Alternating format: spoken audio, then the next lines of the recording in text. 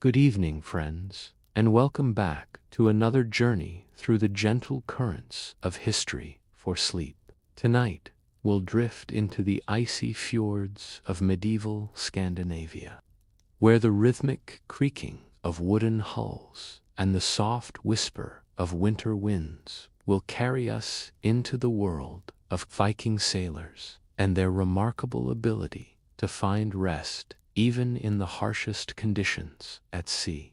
Go ahead and dim your lights, settle under your blanket, and let your breathing slow as we prepare to explore one of history's most fascinating questions.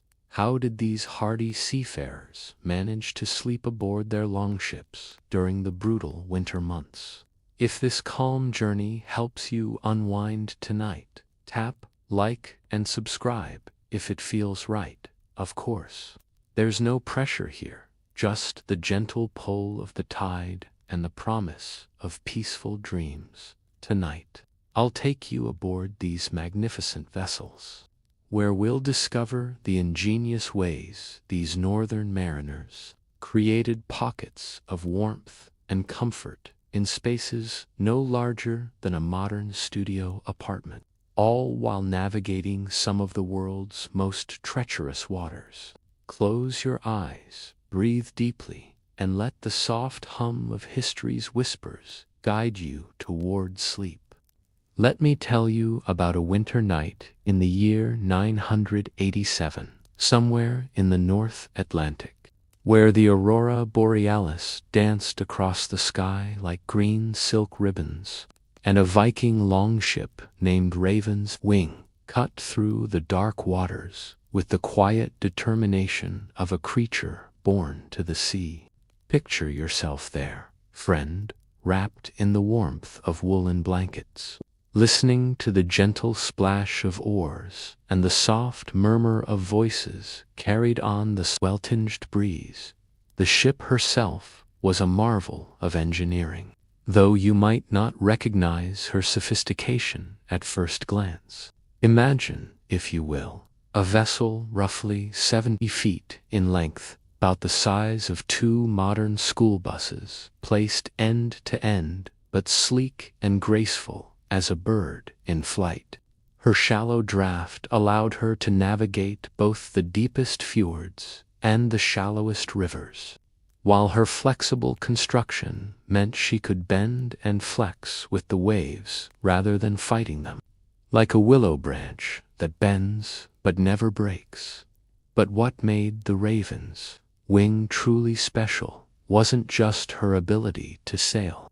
It was her transformation into a floating home during those long winter months when the crew might spend weeks or even months at sea. You see, these weren't just war vessels or simple trading ships. They were mobile sanctuaries, carefully designed spaces where 30 or 40 souls could find rest, warmth, and community even when the world outside was howling with winter's fury. The secret lay in understanding, something that modern cruise ship designers would appreciate. Every single inch of space mattered. The Vikings, with their practical Nordic sensibility, had turned the art of efficient living into something approaching magic. Below deck, if you can call the shallow hull space below deck, they had created what you might think of as the world's first tiny house movement. Centuries before anyone coined the term, imagine settling into your sleeping spot aboard the Raven's Wing. The ship's ribs, those curved wooden frames that gave her structure, created natural sleeping alcoves, each one perfectly sized for a single person. These weren't random arrangements. They were carefully planned, with each crew member having their designated spot, their own little piece of sanctuary in the vast ocean.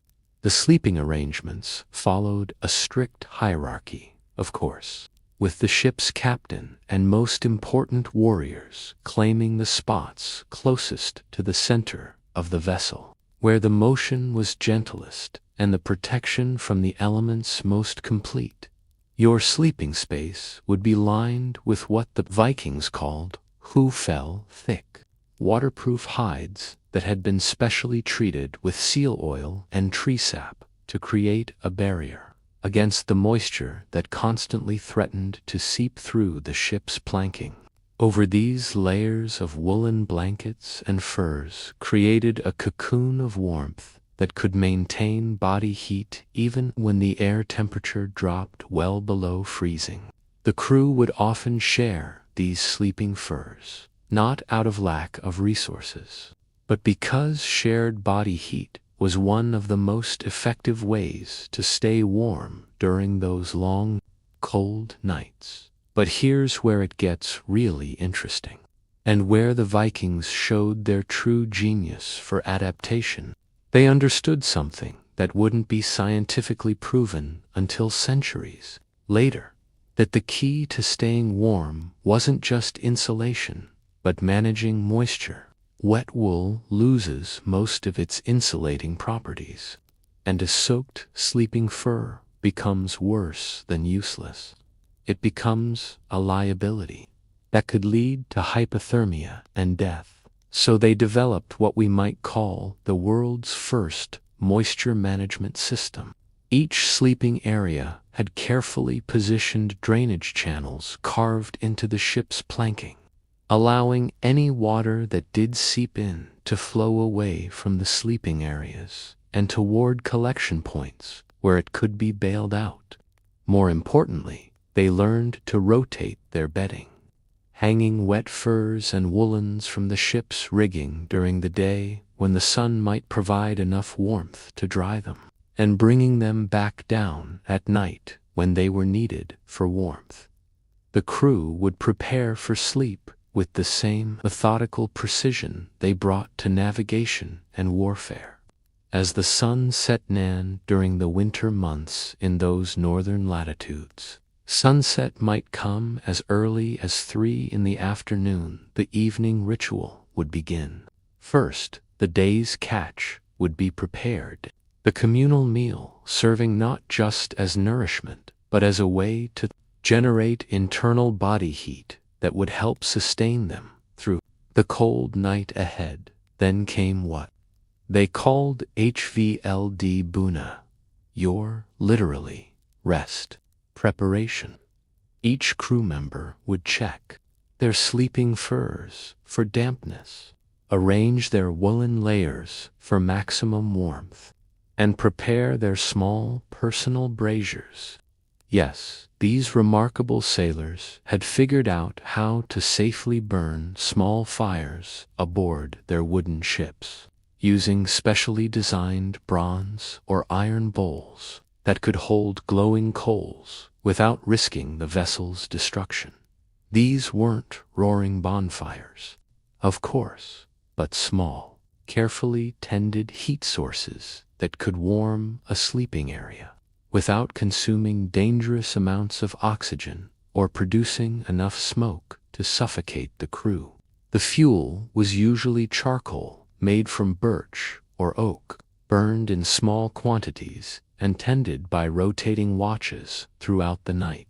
The person on watch would move quietly through the ship, checking each sleeping area, adding a few fresh coals here, adjusting a brazier there, ensuring that everyone stayed warm without anyone getting to warm. Overheating could be just as dangerous as freezing, as it would cause sweating that would later freeze into ice against the skin. The sounds of the ship at night were like a lullaby designed by the sea herself. The gentle creaking of the hull timbers, each one seasoned and fitted with such precision that they sang in harmony as the vessel flexed with the waves. The soft whisper of water against the hull, sometimes barely audible, sometimes rising to a gentle gurgle as the ship rode over a larger swell. The quiet breathing of 30 sleeping souls, creating a rhythm as old as humanity itself.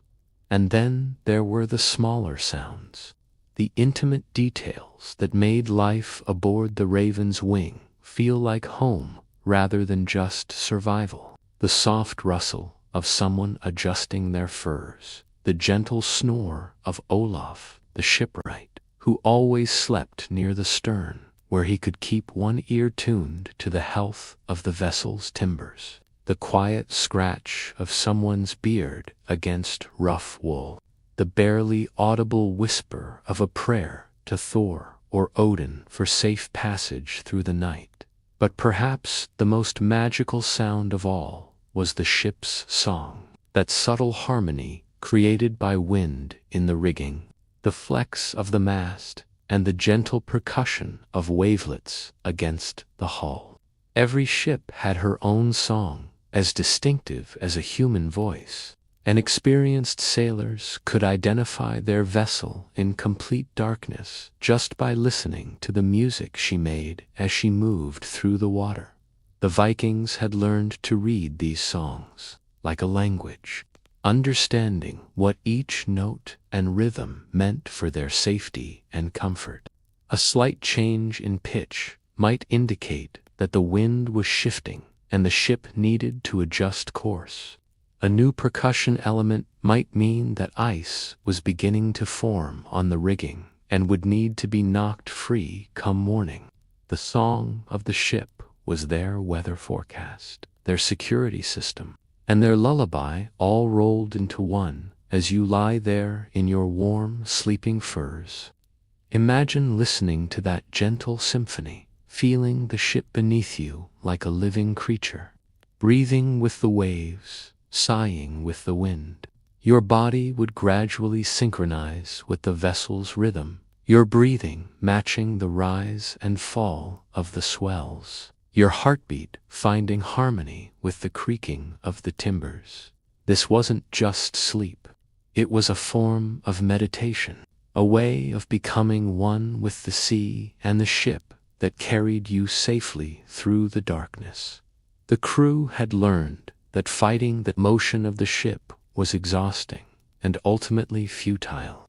Instead, they embraced it, letting their bodies flow with the vessel's movement, finding balance and rest in the constant, gentle motion that might initially seem disruptive to landlubbers like ourselves. Children born to Viking families often learned to sleep aboard ships before they could walk on steady ground, and they would carry that ability throughout their lives, the capacity to find peace and rest in motion, to trust in the vessel and the sea to cradle them safely through the night. And as we leave this peaceful scene aboard the Raven's wing, with her crew settling into their sleeping furs and the ship finding her rhythm in the dark waters, let your mind carry you forward through time, toward morning and the gentle promise of another day's journey through the fascinating world of Viking seamanship and survival. Now, let your mind wander to the summer workshops of Bergen. In the year 985, where the rhythmic sound of adzes and hammers creates a gentle percussion against the backdrop of the fjord's lapping waters. Here, in these seaside workshops, fragrant with fresh-cut pine and oak, the secrets of Viking shipbuilding were passed down through generations like precious family recipes, each technique refined over centuries of trial, error, and hard-won wisdom from the unforgiving North Atlantic. Picture yourself as an apprentice shipwright, running your hands along the smooth curves of a longship's ribs, feeling the way each piece of wood has been selected, but for its grain, its flexibility, its ability to work in harmony with its neighbors. The master craftsman of the northern shipyards understood something that wouldn't be fully appreciated by naval architects until the modern age, that a ship designed for winter sailing needed to be more than just waterproof and strong. A mobile ecosystem carefully engineered to sustain human life in some of the world's most challenging conditions. The foundation of Viking winter sleeping comfort began with the ship's construction itself. And here's where things get really fascinating. These weren't just boats. They were floating homes designed with the same attention to livability that we might put into designing a cabin or cottage. Every curve of the hull, every angle of the deck, every choice of wood species was made with an understanding of how it would affect the crew's ability to rest, stay warm, and maintain their health during long winter voyages. The hull construction used a technique called clinker building magin, overlapping wooden planks like the scales of a fish, each one carefully shaped to follow the ship's graceful curves. But here's the clever part. The overlapping design wasn't just for strength and waterproofing. Those overlapping joints created tiny air pockets between the planks, providing natural insulation that helped keep the interior of the ship several degrees warmer than the outside air temperature. It was like wrapping the entire vessel in a wooden sweater, with each plank contributing to the overall thermal efficiency of the design. The choice of wood was equally thoughtful. Oak for the keel and ribs, providing strength and flexibility that could withstand the tremendous stresses of winter storms. Pine for the planking, chosen not just for its availability, but for its resinous nature. Those natural oils helped seal the wood against moisture, while providing a pleasant, forest-like aroma that made the ship's interior feel more like a cozy cabin than a utilitarian vessel. And here's a detail that might surprise you. The Vikings often incorporated aromatic woods, like cedar or juniper, into their sleeping areas.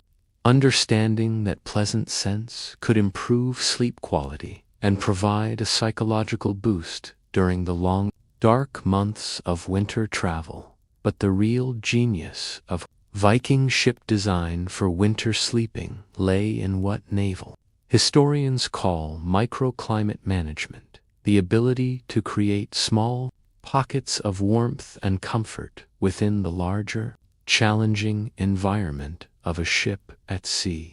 Each sleeping area was essentially a tiny room within the larger vessel, carefully positioned to take advantage of the ship's natural heat sources and protected from the elements by ingenious design features that wouldn't look out of place in a modern yacht. Sleeping spaces were arranged along what the Vikings called the Fjord, literally the rest bench, a raised platform that ran along each side of the ship's interior. This wasn't just a convenient place to sleep. It was a carefully engineered microenvironment. The platform was positioned at exactly the right height to take advantage of rising warm air from the ship's central fire pit, while being high enough above the bilge to stay dry even in rough seas. The space beneath the platform served as storage for personal belongings, but it also created an insulating air pocket that helped keep the sleeping area warmer. Each individual sleeping space along the Fjord was about 6 feet long and 2 feet wide, the size of a modern single bed, but designed to accommodate a person sleeping on their side in what we might call the Viking sleep position. This wasn't just a matter of space efficiency. Sleeping on one side in a compact space actually helps the body retain heat more effectively than sleeping on the back or stomach, as it reduces the surface area exposed to cold air while allowing for better circulation of warm air around the body. The Vikings had also figured out something that modern sleep researchers are just beginning to understand: the importance of what we call sleep architecture in relation to physical architecture. The sleeping spaces were arranged so that crew members could easily hear and communicate with each other without having to raise their voices, creating a sense of community and security that helped reduce the anxiety that could otherwise make sleep difficult in such challenging conditions. The roof over each sleeping area was created by stretching specially prepared sealskins or heavy woolen cloth between the ship's ribs, creating what was essentially a tent within the ship. These canopies served multiple purposes. They trapped warm air rising from below, provided privacy and a sense of personal space, reduced drafts, and created a sound barrier that helped muffle the ship's creaking and the winds howling. The canopies could be adjusted depending on conditions, lowered for maximum warmth during storms, raised for better ventilation during calmer weather. But here's where the Vikings really showed their understanding of human psychology and comfort. Each sleeping space was personalized. Crew members would decorate their small areas with carved wooden trinkets, small bronze ornaments, or specially woven textiles that reminded them of home. These weren't just decorations. They were psychological anchors, familiar objects that helped the mind associate the small space with safety and rest rather than confinement and danger. The heating system for these sleeping areas was remarkably sophisticated, considering the technology available in the 10th century. In addition to the small personal braziers I mentioned earlier, the Vikings developed what we might call a distributed heating network throughout the ship. Heated stones, warmed by the day's cooking fires, would be wrapped in wool and placed at the foot of each sleeping area, providing gentle warmth that could last for hours. These weren't just random rocks. They were specially selected stones with high heat retention properties, often brought from specific quarries known for producing the best shipstones. The crew would also use what they called varmapakker, literally warm pockets, small leather bags filled with heated grain or sand that could be tucked against the body for additional warmth. These primitive hot water bottles were often filled with materials that retained heat well: barley that had been heated in iron pots, sand that had been warmed by the fire, or even heated metal discs wrapped in leather. The key was creating multiple small heat sources rather than trying to heat the entire space uniformly. A strategy conserved fuel while providing targeted warmth where it was most needed. Ventilation was just as important as heating, and the Vikings had developed ingenious systems for managing airflow within their ships.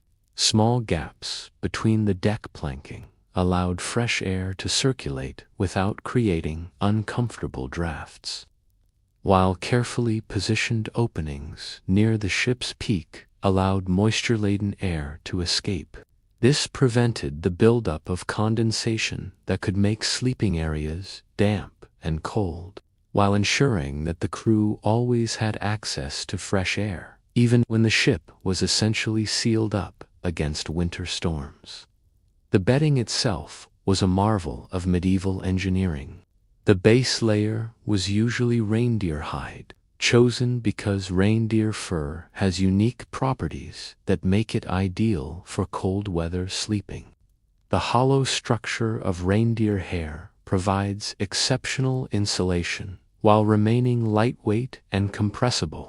Over this, layers of woolen blankets provided additional warmth, with the finest wool reserved for the blankets that would be closest to the skin. But here's a detail that really shows the Vikings' attention to comfort. They understood the importance of what we now call moisture wicking.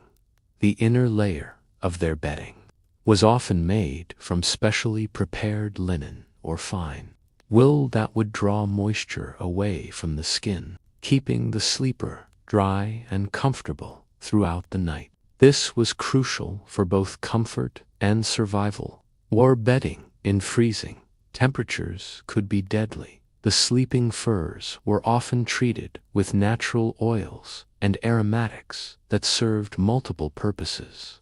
Seal oil provided waterproofing, while pine resin added pleasant scent and natural antibacterial properties. Some sleeping furs were treated with herbs like lavender or chamomile.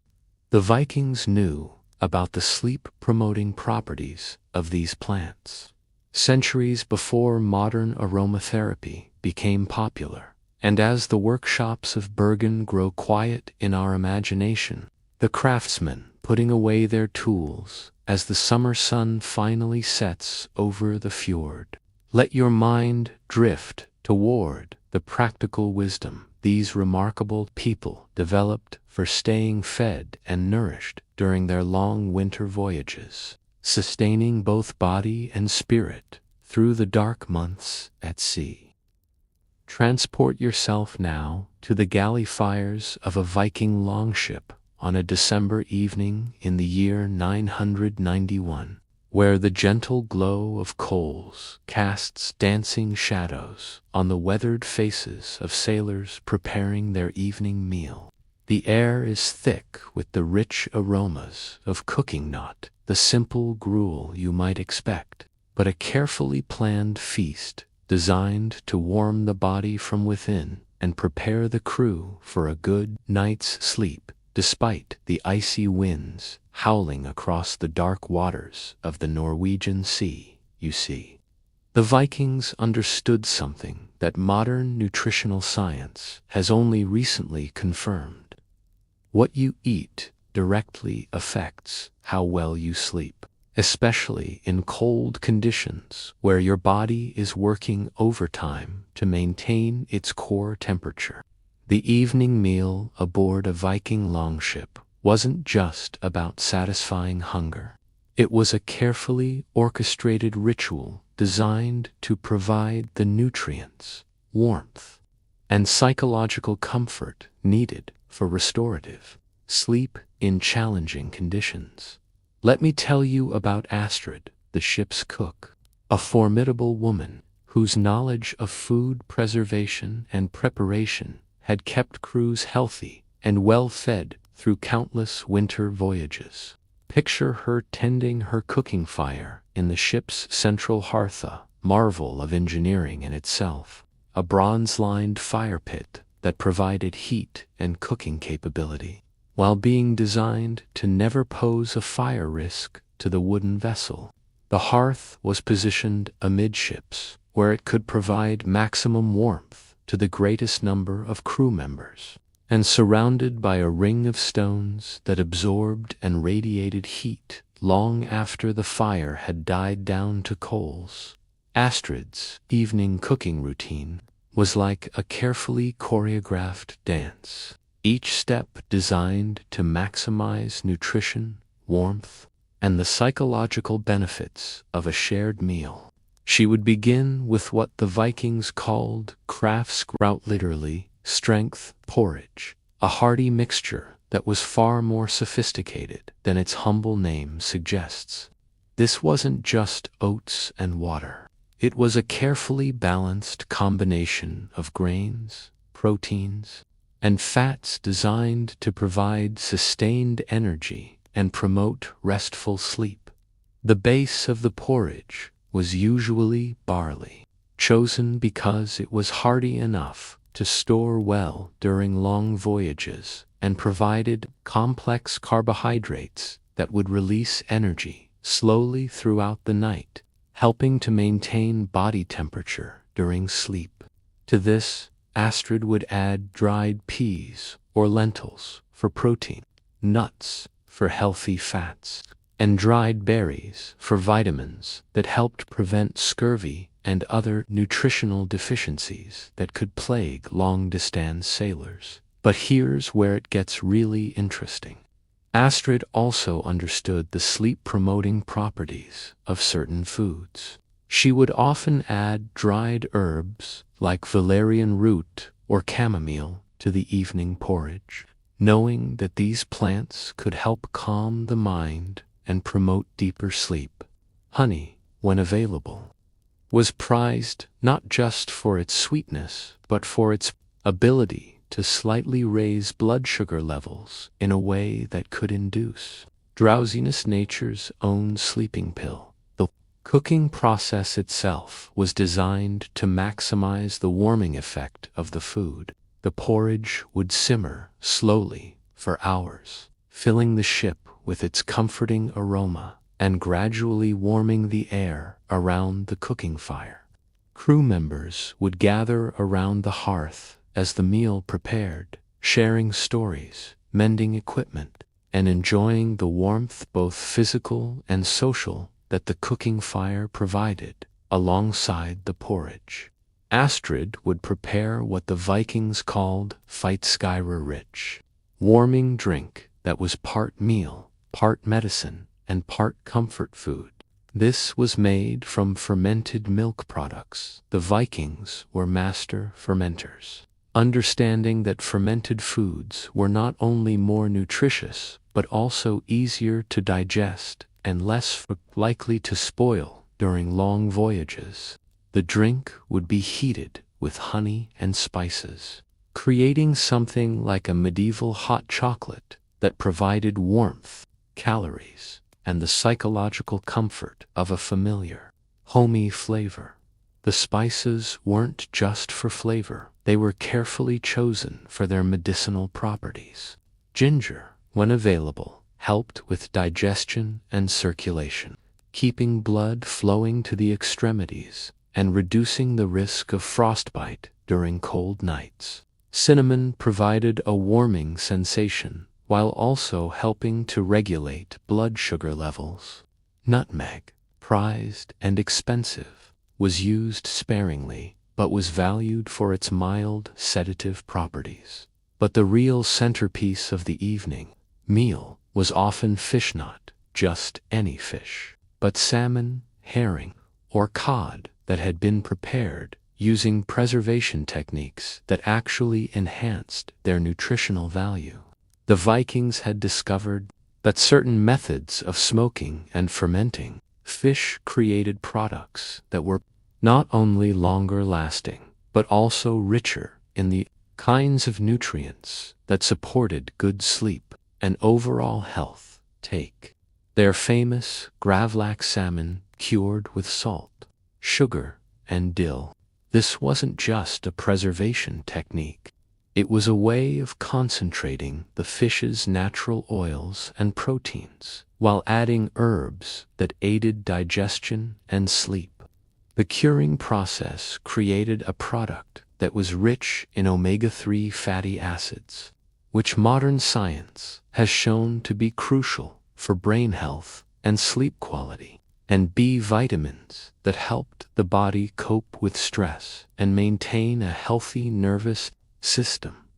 The evening meal was also an exercise in portion control and timing. The Vikings instinctively understood principles that modern sleep medicine has only recently validated. The meal was substantial enough to provide the calories needed to maintain body temperature through a cold night, but not so heavy that it would interfere with sleep. It was timed to be finished at least an hour before sleep, allowing digestion to begin while the warming effects of the food were still circulating through the body. After the main meal, as the crew prepared for sleep, Astrid would often prepare individual portions of what they called literally night food, small, warm snacks that could be consumed just before sleeping. These might be small cakes made from oats and honey, dried fruits that had been soaked in warm mead, or small portions of fermented dairy products that provided protein and probiotics that aided digestion and overall health. The psychological aspect of these evening meals was just as important as the nutritional aspect. Sharing food created a sense of community and security that was crucial for good sleep in the uncertain environment of a ship at sea. The ritual of gathering around the fire, sharing the day's rations, and enjoying each other's company helped create a sense of normalcy and home that made it easier for the crew to relax and prepare for sleep. The Vikings also understood the importance of hydration, but they were careful about what liquids they consumed in the evening. Too much water before sleep could mean uncomfortable trips to the ship's primitive toilet facilities in the middle of a cold night, but too little could lead to dehydration that would affect sleep quality and cold tolerance. They had developed a variety of warming drinks that provided hydration while also promoting sleep and warmth. Meat fermented honey wine was often consumed in small quantities before sleep, not just for its mild alcohol content, but because honey contains natural sugars that can promote drowsiness, and the fermentation process created B vitamins that supported healthy sleep patterns. Herbal teas made from locally gathered plants provided hydration along with specific medicinal benefits. Pine needle tea for vitamin C, birch bark tea for its anti-inflammatory properties, and willow bark tea for its mild pain relief effects that could help crew members sleep. Despite the aches and pains of hard physical labor in cold conditions, the food storage and preparation areas of Viking ships were marvels of efficiency and planning. Every available space was utilized for storing the diverse array of foods needed to maintain crew health and morale during long winter voyages. Barrels of fermented fish, leather bags of grain, strings of dried vegetables and fruits, wheels of hard cheese, and containers of honey and other preserves were carefully arranged throughout the ship in ways that balanced accessibility with protection from moisture and temperature extremes. But perhaps most importantly, the Vikings understood that good food was about more than just nutrition. It was about maintaining morale and psychological health during the long, dark, challenging months of winter sailing. A well-fed crew was a crew that could work effectively, sleep soundly, and maintain the positive attitude necessary for surviving and thriving in harsh conditions. Astrid and cooks like her weren't just preparing meals. They were maintaining the spiritual and emotional health of their crews, providing comfort, warmth, and the taste of home even in the middle of the vast, cold ocean. The evening cleanup after the meal was also a ritualized activity that helped prepare the crew for sleep. Washing bowls and utensils in heated seawater, banking the fire with exactly the right amount of fuel to provide gentle warmth through the night, and storing leftover food in ways that would keep it fresh for the next day's meals. All of these activities helped create a sense of order and completion that made it easier for the crew to transition from the active work of the day to the restful state needed for sleep. And as the cooking fires die down to glowing coals and the crew finishes their evening meal, let your mind drift toward the ingenious ways these northern seafarers learned to work with the natural elements wind, wave, and weather to create the conditions they needed for restful sleep even in the midst of winter's fury. Breathe deeply now as we drift into a moonlit winter night in the year 993. Aboard the longship Seawolf, as she rides the gentle swells of the Denmark Strait. Her experienced crew demonstrating the art of sleeping in harmony with forces that would terrify landlubbers, the ever-changing dance of wind, wave, and weather that defined life on the winter seas. Close your eyes and imagine yourself learning the ancient wisdom of working with nature rather than against it, discovering how these remarkable seafarers turned the very elements that seemed to threaten their rest into allies in their quest for comfortable sleep. Captain Eric Bloodaxe, though his fearsome name belied his thoughtful approach to seamanship, had spent 30 winters at sea, and he understood something that separated master mariners from mere sailors. The secret to sleeping well on a winter ocean wasn't about finding calm waters, because such waters rarely existed during the storm-prone months when daylight was scarce and navigation challenging. Instead, it was about learning to read the sea's moods like a familiar song and positioning the ship to dance in harmony with whatever rhythm the ocean chose to play. Picture yourself learning this dance, feeling the ship beneath you as she encounters a series of long, rolling swells moving in from the northwest. In the hands of an inexperienced captain, such conditions might mean a night of violent pitching and rolling that would make sleep impossible and leave the crew exhausted and seasick. But Eric had learned to read the water like a book, understanding how to position his vessel so that she rode with the waves rather than fighting them.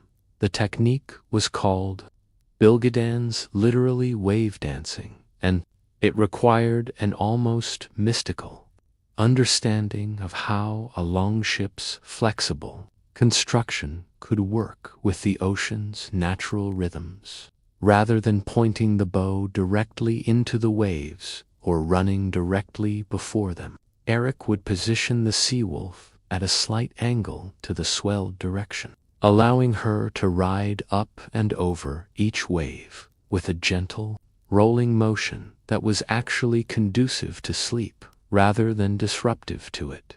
The key was understanding that a Viking longship wasn't meant to be a rigid platform that resisted the ocean's movement. Instead, her flexible construction, those overlapping planks that could flex and bend with the stresses of the sea, made her more like a living creature that could adapt to changing conditions. The entire vessel would undulate gently with the waves, creating a motion that was surprisingly soothing once you learned to surrender to it, rather than tense up against it.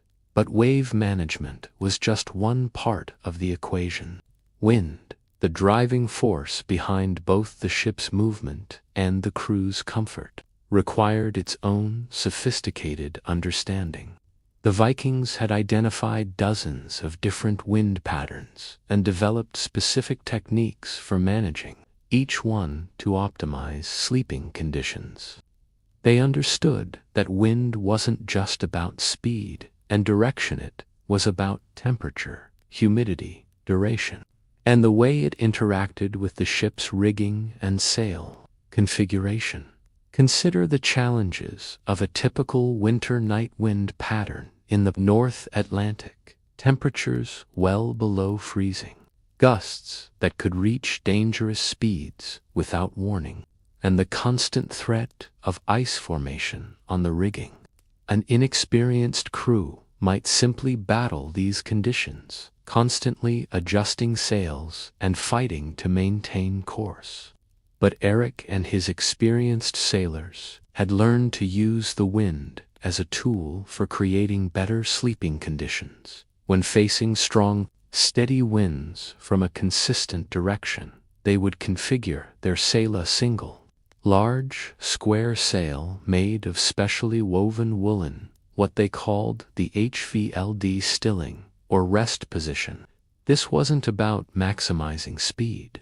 It was about creating steady, predictable motion that would help the crew sleep. The sail would be reefed partially furled to reduce its area, then positioned to catch just enough wind to maintain steerage while creating a lie or wind shadow over the crew's sleeping areas. The rigging itself became part of the sleeping environment. The network of ropes and stays that supported the mast could be arranged to create windbreaks and even primitive wind chimes, lengths of rope or small pieces of wood that would create gentle, rhythmic sounds as the wind moved through them. These weren't random arrangements. They were carefully tuned to create pleasant, sleep-inducing sounds rather than the harsh clatter and bang that could result from poorly managed rigging. Temperature management in winter conditions required an understanding of something the Vikings called vindarvamillet, wind warmth.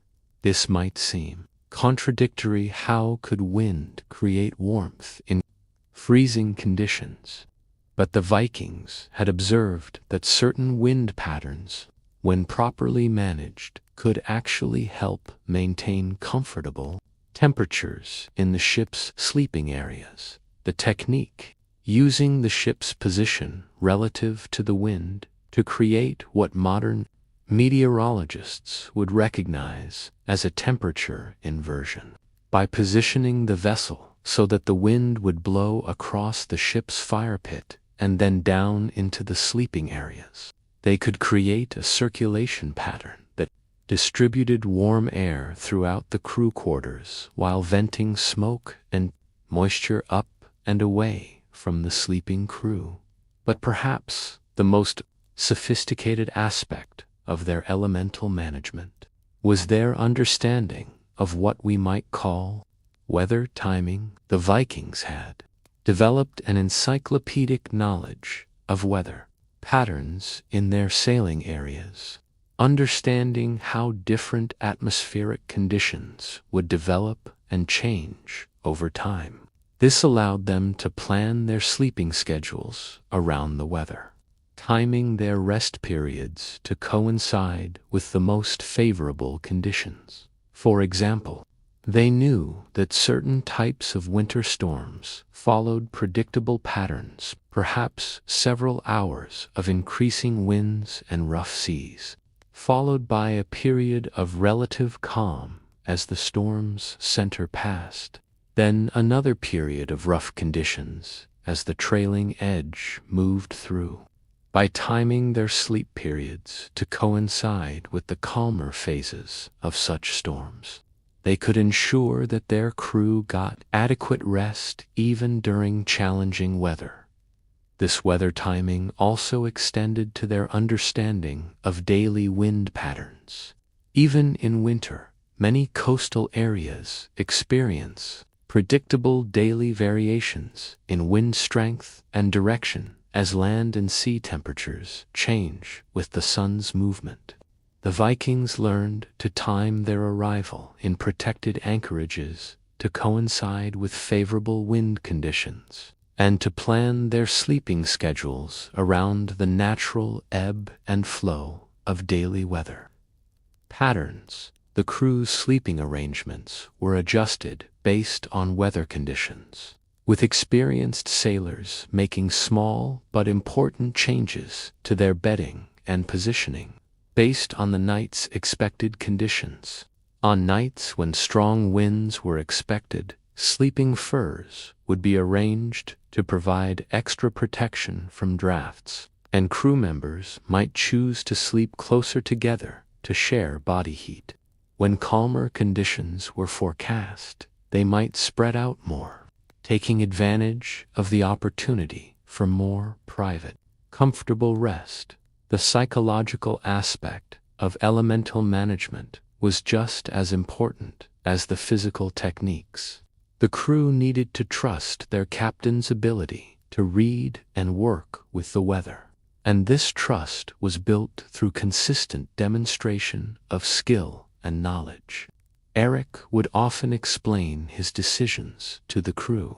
teaching them to read the same signs. He relied on the color and movement of clouds, the sound of wind in the rigging, the feel of the ship's motion through subtle changes in the deck beneath their feet. This education served multiple purposes. It gave crew members confidence in their captain's decisions. It helped them develop their own weather reading skills. And it provided mental engagement that could help distract from the discomforts and anxieties of winter sailing. A crew that understood why their ship was positioned in a particular way, why the sail was configured as it was, and what weather changes to expect during the night, was a crew that could sleep more soundly, knowing that every aspect of their situation was being carefully managed by knowledgeable, experienced sailors. The Vikings also understood the importance of what modern psychologists would call environmental predictability for good sleep. Even though the ocean environment was inherently changeable and unpredictable, they worked to create as much consistency and routine as possible within that uncertainty. Evening rituals were performed in the same order every night. Sleeping areas were arranged in consistent patterns, and the crew's response to changing weather conditions followed established protocols that everyone understood. Predictability helped create a sense of security and control that was crucial for sleep in challenging conditions. Even though the crew might be facing dangerous weather or uncertain navigation, they could take comfort in the familiar routines and the knowledge that their situation was being managed according to time-tested principles and techniques. The interaction between the ship's motion and the crew's sleep was perhaps the most subtle and sophisticated aspect of elemental management. The Vikings had learned that certain types of ship motion were actually conducive to sleep. The gentle, rhythmic rocking that could occur when a ship was properly positioned relative to regular swells, for example, could have a cradle-like effect that promoted deep, restful sleep. Allow your imagination to carry you now into the workshop of Magnus the shipwright in the bustling port of Trondheim, circa 989, where the gentle tap-tapping of his hammer against bronze and iron creates a rhythmic lullaby as he crafts the ingenious tools that would make winter sleep aboard Viking longships not just possible, but surprisingly comfortable. Picture yourself as his apprentice, watching with fascination as he creates devices that seem almost magical in their simplicity and effectiveness, marriage of practical necessity and creative problem-solving that would make modern inventors proud. Magnus runs his weathered hands along the surface of his latest creation, a sleeping brazier that seems deceptively simple but represents centuries of accumulated wisdom about staying warm on wooden ships without burning them down. The device is roughly the size of a modern laptop, made from specially forged bronze that has been alloyed with just the right amount of tin to make it strong enough to withstand the thermal stresses of repeated heating and cooling, yet light enough that it won't throw off the ship's carefully calculated weight distribution. The brazier's design is a masterpiece of engineering that wouldn't look out of place in a modern laboratory. The bottom is thick and heavy, providing thermal mass that allows it to absorb and slowly release heat over many hours, while the sides slope upward in a carefully calculated curve that maximizes heat radiation while minimizing the risk of accidental contact burns. Small holes around the rim allow just enough air circulation to keep charcoal burning cleanly without creating dangerous drafts that could spread fire to the ship's wooden structure. But Here's where Magnus's genius really shines. The brazier sits in a specially designed holder made from soapstone, that wonderful, heat-absorbing rock that the Vikings quarried from the Fjord regions and prized for its ability to store and slowly release thermal energy. The soapstone holder serves multiple functions. It insulates the ship's wooden deck from the brazier's heat. It provides additional thermal mass that extends the warming period long after the charcoal has burned to ash, and its mass helps stabilize the brazier even in rough seas. The fuel for these braziers was another marvel of Viking innovation. Rather than using raw wood, which would create smoke and consume oxygen too quickly in the enclosed spaces of a ship, Magnus would prepare what the Vikings called GL coal, literally glow coal. This was charcoal that had been specially processed to burn slowly and cleanly, producing maximum heat with minimum smoke and ash. The process involved carefully controlled burning of specific types of wood, usually birch or oaken-covered pits that limited oxygen flow, creating a fuel that was both efficient and safe for use in confined spaces. Each crew member would typically have access to about 6 hours worth of glow coal for each night, carefully rationed to provide steady warmth from bedtime until the pre-dawn watch, when the crew would begin stirring and preparing for another day's sailing.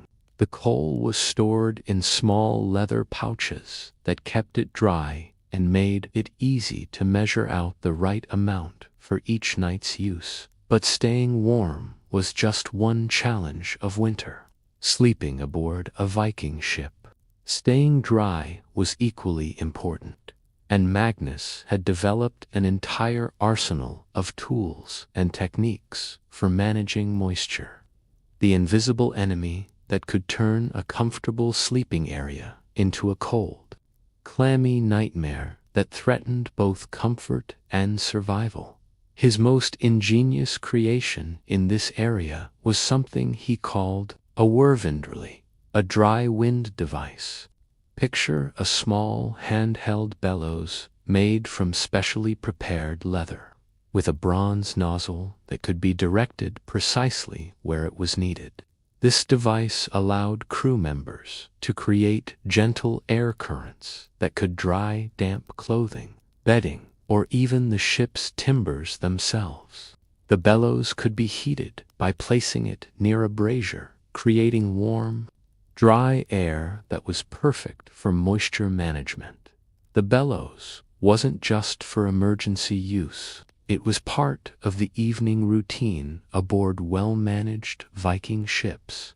Before settling down for sleep, crew members would use their bellows to dry any damp spots in their sleeping areas, to warm their bedding, and to create air circulation that would prevent moisture buildup during the night. The gentle whoosh of the bellows became as much a part of the evening soundscape as the creaking of the ship's timbers.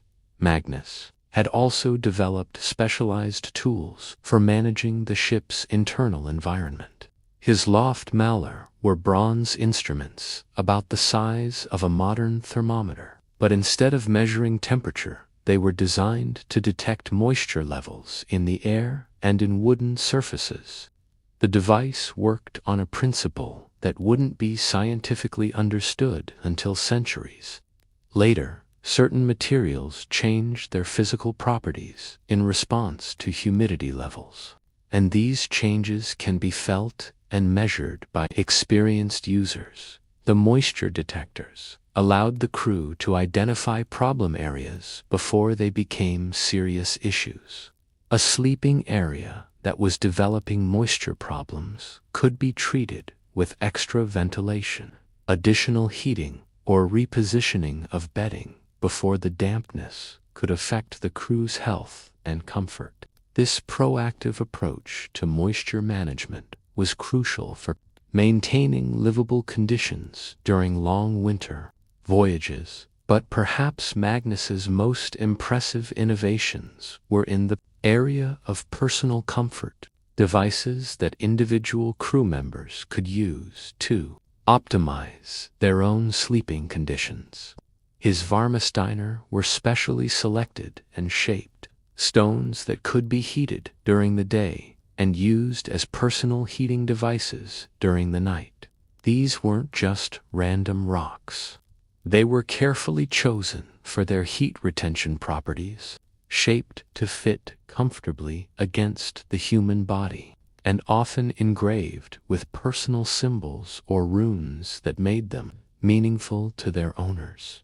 The stones were typically about the size of a modern smartphone, smooth and flat so they could be tucked against the torso or between the legs without creating uncomfortable pressure points. They were heated by the ship's cooking fire during the evening meal preparation, wrapped in specially prepared wool or leather covers that prevented burns while allowing heat to transfer gradually to the user's body.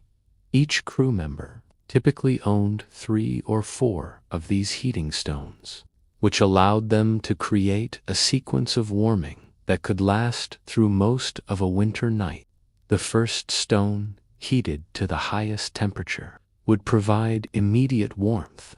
As that stone cooled, a second stone that had been heated to a moderate temperature would still be warm enough to provide comfort through the middle of the night. By morning, even a third stone that had been only lightly warmed might still retain enough heat to provide a pleasant sensation as the crew began to wake and prepare for another day. Magnus had also developed sophisticated tools for managing air quality within the ship's sleeping areas. His Loftfrein Sara were small bronze devices that could be filled with aromatic herbs or resins and heated to release pleasant, sleep-promoting scents into the air. These weren't just for luxury. The Vikings understood that certain scents could promote relaxation and better sleep, while others could help clear congestion and breathing problems that might develop in the confined air of a ship's interior. The most common aromatics used in these devices were pine resin, which provided a clean, forest-like scent while also helping to purify the air. Dried lavender flowers, prized for their sleep-promoting properties, and birch bark, which created a sweet, slightly medicinal aroma that was both pleasant and beneficial for respiratory health. Some of these scent devices were designed to burn their contents slowly over several hours, while others could be heated once and would continue to release their aromatics gradually as they cooled. The Vikings had also developed personal tools for managing their own body temperature and comfort during sleep. Magnus crafted what he called lickums, HLR, literally body warmers, small bronze or iron devices that could be worn against the skin to provide localized heating. These might be thin bronze discs that could be warmed and slipped inside clothing, flexible bronze chains that could be worn around the waist or chest, or small iron cylinders that could be filled with heated sand or grain and tucked into clothing or bedding. These personal warming devices were particularly important for crew members who had specific areas of their bodies that were prone to cold, perhaps an old injury that ached in cold weather, or hands and feet that were particularly susceptible to frostbite. By providing targeted heating to these vulnerable areas, the crew could maintain overall comfort and health, even in challenging conditions. But Magnus's innovations weren't limited to heating and warming devices. He had also developed tools for managing the other challenges of shipboard sleeping: noise control, privacy, and personal security. His HLJ vernier were sound-dampening devices, made from specially prepared wool and leather that could be used to reduce the impact of ship noise on sleeping crew members. These might be small pillows designed to cover the ears, or larger panels that could be positioned to block sound transmission between sleeping areas. The privacy tools included portable screens made from tightly woven cloth or thin wooden panels that could be positioned to create visual barriers between sleeping areas. While privacy wasn't always possible in the confined space of a Viking longship, even the psychological benefit of having some visual separation from shipmates could significantly improve sleep quality and overall comfort. Personal security tools were simple but effective. Small bronze bells that could be attached to personal belongings to alert the owner if they were disturbed, and ingenious locking mechanisms for personal chests and storage, areas that kept valuables safe while allowing easy access by their owners. Knowing that personal belongings were secure helped crew members relax and sleep more soundly. Magnus had even developed tools for managing the social and psychological aspects of shipboard sleeping. His Dromsteiner were carved stone tokens that crew members could hold while falling asleep, each one carved with symbols or runes that were believed to promote pleasant dreams and restful sleep. While the actual effectiveness of these tokens was probably more psychological than magical, the psychological benefits were real and important for crew morale and sleep quality. And as Magnus puts away his tools for the evening, the bronze and iron cooling in the gentle light of his workshop fire, let your mind drift toward the final wisdom of Viking winter sailing.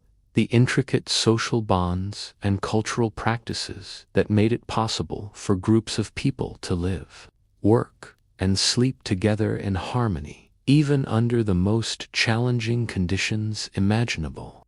Settle yourself now beside the glowing embers of the ship's fire as we explore the most crucial element of Viking winter sailing: not the ships themselves, nor the ingenious tools, nor even the techniques for staying warm and dry, but the invisible bonds of trust, respect, and mutual care that transformed a cramped wooden vessel into a floating home where 30 souls could find not just survival, but genuine comfort and peace during the long, dark months of winter. Voyaging.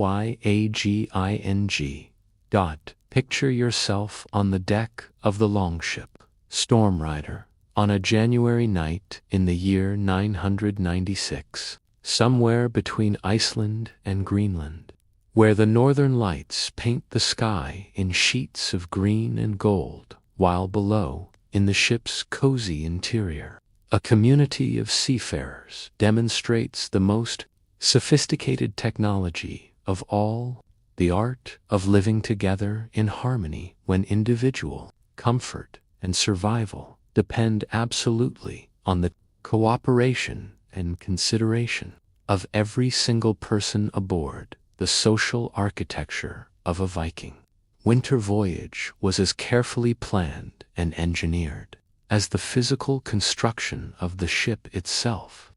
Captain Thorvald Eriksson, no relation to the famous explorer, but a master mariner in his own right, understood that managing 30 personalities, needs, and sleeping habits in a space roughly the size of a modern 2-bedroom apartment required skills that went far beyond navigation and seamanship.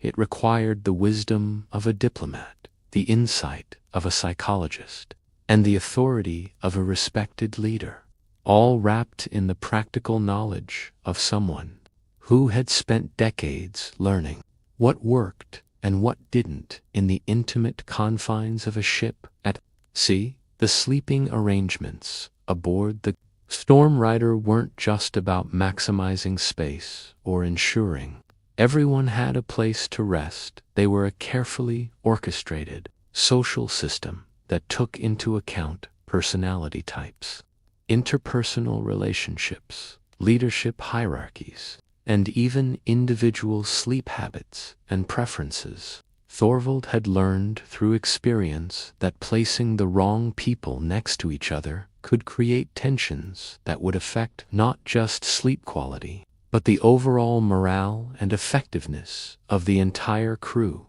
Consider the delicate balance required. Olaf, the loud, whose snoring could wake the entire ship, needed to be positioned where his nocturnal sounds would cause minimum disruption to others, but where he could still maintain his dignity as a respected warrior and essential crew member.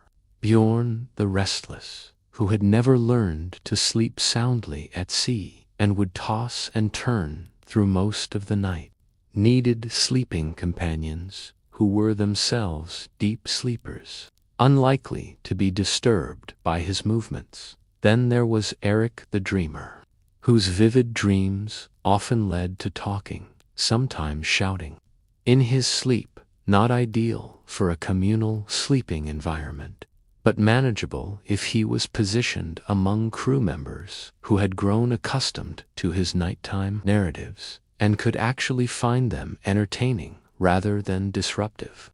Young Gunnar, on his first winter voyage, needed the reassurance of sleeping near experienced sailors who could offer guidance and comfort when the challenges of shipboard life became overwhelming. The process of assigning sleeping positions was like solving a complex human puzzle, balancing not just practical considerations, but also the emotional and psychological needs of the crew. Some men slept better when they felt protected and secure, surrounded by trusted companions. Others needed to be positioned near the ship's edges, where they could easily step outside if they felt claustrophobic or needed fresh air. Some preferred to sleep alone, while others drew comfort from the proximity of shipmates. But the sleeping arrangements were just the beginning of the social engineering required for successful winter voyaging. The crew had developed what we might call a sleep culture, shared understanding and practices that made it possible for so many people to rest peacefully in such close quarters. This culture included unwritten but universally understood rules about noise, movement, personal space, and mutual consideration. During the vulnerable hours when the crew was settling down for sleep, the evening ritual aboard the Storm Rider was a masterpiece of social coordination. Each activity designed to help the crew transition from the active, often stressful work of sailing to the peaceful, restorative state needed for good sleep. As the sun set toward during winter months, as the short daylight period faded into the long northern night, the crew would begin what they called kveldsscener, literally evening customs. First came the sharing of the evening meal, but this wasn't just about eating. It was about reinforcing social bonds, sharing the experiences of the day, and creating the sense of community and security that was essential for peaceful sleep. Stories would be told, not the grand sagas of heroic deeds that might excite and energize the listeners, but quieter tales of home, family, peaceful times, and gentle adventures that helped calm the mind and prepare it for rest. The Vikings had identified specific types of stories that were particularly effective for promoting sleep: tales of successful harvests, descriptions of comfortable homes and familiar landscapes memories of peaceful summer days, and gentle humor that could lift spirits without creating excitement or tension. These weren't random entertainment. They were carefully chosen content designed to create the mental and emotional state most conducive to restful sleep. Music played an important role in the evening ritual as well. The crew might sing together, not the martial songs of battle and conquest, but softer melodies that spoke of home, love, peace, and contentment. The Vikings understood that group. Singing created a sense of unity and belonging, while also having a physically calming effect through synchronized breathing and the release of tension through vocal expression. Some crew members were skilled with small musical instruments, simple flutes carved from bone or wood, small harps that could be played softly, or percussion instruments that could provide gentle, rhythmic sounds that mimicked the ship's natural movements and helped synchronize the crew's biorhythms with the vessel's motion. The evening's music would gradually slow and soften as bedtime approached, helping to lower heart rates and breathing patterns in preparation for sleep. The process of preparing for sleep was also a communal activity, but one that required careful coordination to avoid disruption and conflict. The crew had developed efficient systems for sharing limited resources: the washing water, the privy facilities, the space around the fire for final warming before settling into sleeping furs. These systems weren't just practical. They were social rituals that reinforced the bonds of mutual respect and consideration that made harmonious coexistence possible. Personal hygiene routines were coordinated so that everyone could maintain cleanliness and comfort without creating long waits or conflicts over access to facilities. The crew shared grooming tools, combs, razors, small mirrors, but according to established protocols that ensured fairness and prevented disputes.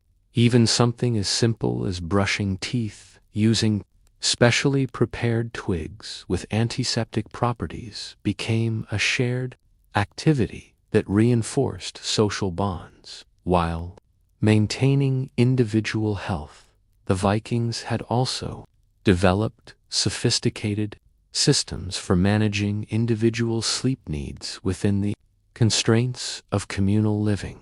They understood that people had different natural sleep patterns. Some were early sleepers who needed to rest soon after sunset. Others were naturally inclined to stay up later and sleep longer into the morning.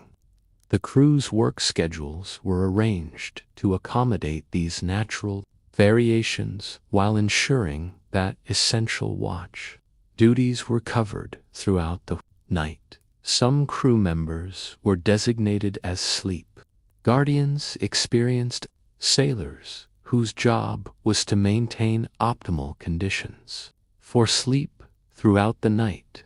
These guardians would monitor the ship's heating systems, adjust ventilation as needed, check on crew members who might be having difficulty sleeping, and make small adjustments to reduce noise or other disruptions. This wasn't just practical ship management. It was a form of community care that demonstrated how the Vikings looked after each other's well-being.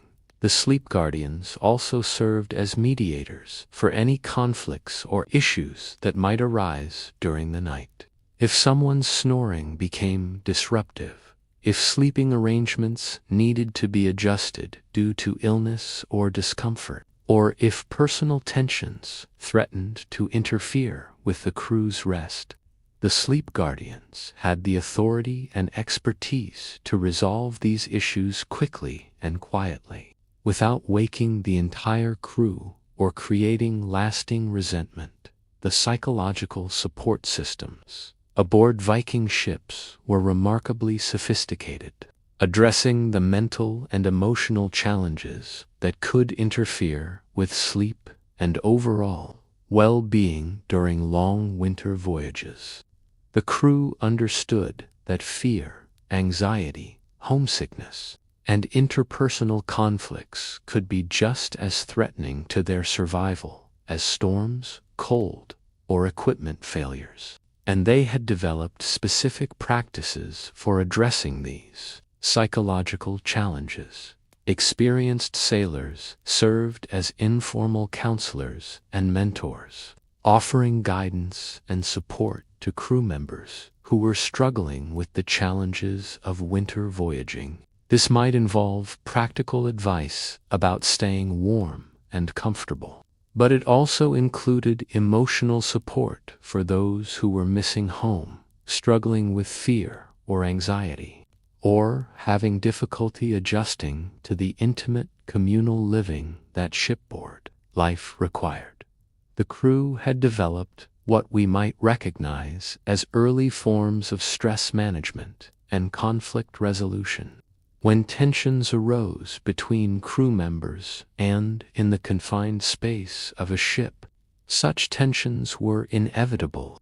Established protocols for addressing these issues before they could escalate into serious conflicts that would threaten the crew's safety and well-being. These protocols emphasized communication, compromise, and the greater good of the crew as a whole. Personal grievances were addressed through mediation by respected crew members, with solutions that aimed to preserve everyone's dignity while ensuring that the ship's operation and the crew's harmony weren't compromised. The Vikings understood that on a winter voyage, individual conflicts could quickly become threats to everyone's survival. The cultural practices surrounding sleep also included what we might call dream sharing, the practice of discussing dreams and their meanings as a way of processing the psychological stresses and experiences of shipboard life. The Vikings believed that dreams could provide guidance, warnings, and insights, and the sharing of dreams became a way for the crew to support each other emotionally while also maintaining their connection to the spiritual beliefs that provided comfort and meaning during challenging times. But perhaps the most remarkable aspect of Viking shipboard sleep culture was the way it managed to preserve individual dignity and personal space within the constraints of communal living. Despite the cramped conditions and the necessity of sharing almost everything, the crew maintained respect for each person's need for privacy, personal time, and individual expression. Personal sleeping areas, however small, were treated as sacred spaces that others wouldn't intrude upon without permission. Personal belongings were respected and protected, even when they had to be stored in shared spaces. Individual preferences and needs were accommodated whenever possible, and when accommodation wasn't possible, the reasons were explained with respect for the person's feelings and dignity. The evening conversations gradually grew quieter as the crew settled into their sleeping furs. The shared stories giving way to personal prayers, quiet meditations, and the gentle sounds of people preparing for sleep. The ship herself seemed to participate in this evening ritual, her timbers settling into their nighttime rhythms, her rigging finding its evening voice as the wind played through the stays, and HALYARDS.N as the last conversations fade to whispers, and then to the gentle breathing of sleeping sailors. As the ship finds her rhythm with the winter swells, and the northern lights continue their silent dance across the sky, we too can find peace in imagining these remarkable people who learn to create homes and communities, even in the most challenging circumstances. Who understood that survival and comfort depended not just on clever tools and sturdy ships, but on the bonds of trust, respect, and mutual care that made it possible for human beings to support each other through the long, dark nights of winter at sea.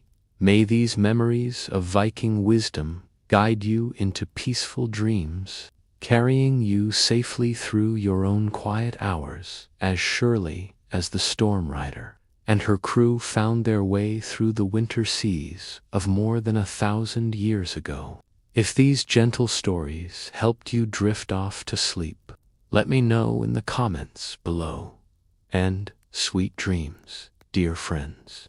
Until we meet again on another journey through the calming currents of boring history for sleep, rest well, and remember that like those hardy Vikings who found comfort and community even in the harshest conditions, you too carry within yourself the wisdom and strength to find peace and rest wherever your own journeys may take you.